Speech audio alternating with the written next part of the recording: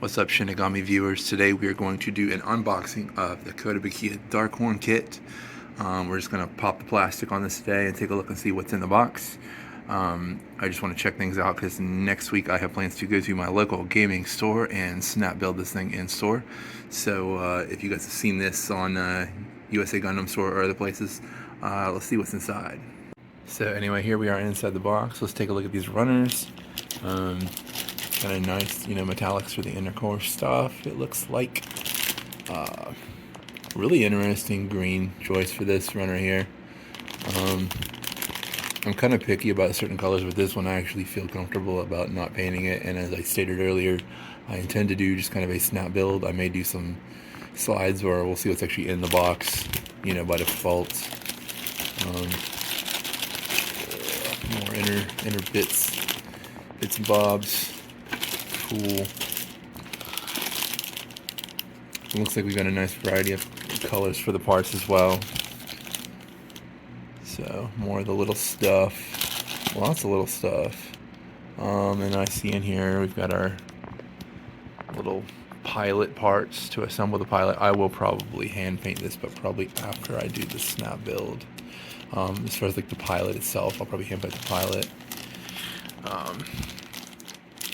Bunch of little caps. That's cool. And what do we got here? Alright, I guess these are like what their version of a polycap is. I don't know if it is an actual polycap material. Yep, that feels like a polycap material. Sick. Good, because I'm hoping that means ultimately good posability for when we put it together and put it on the shelf. Alright, let's see what's on the other side. More of the kind of inner stuff, but this is in the blank. Well, actually, no, I think this is outer frame because I see the actual head crest of Dark Horn there. Looking good. Lots of more of the inner bits and bobs. And I think there's some, maybe some gun pieces in here. I really like some of this, the sculpting on the inner detail, and the camera may struggle to get that just on the fly. But the sculpting looks really good on these. So that's nice. I mean, it's a Kotobikuya kit, so it's gonna be decent,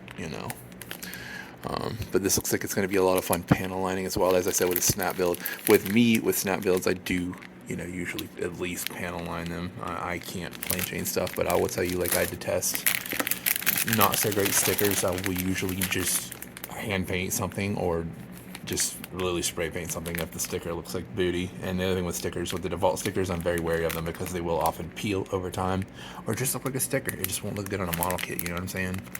And even for a snap build, I've got some standards on what I will and won't do. But I mean, yeah, this looks really nice. And here's our instruction booklet. That's cool.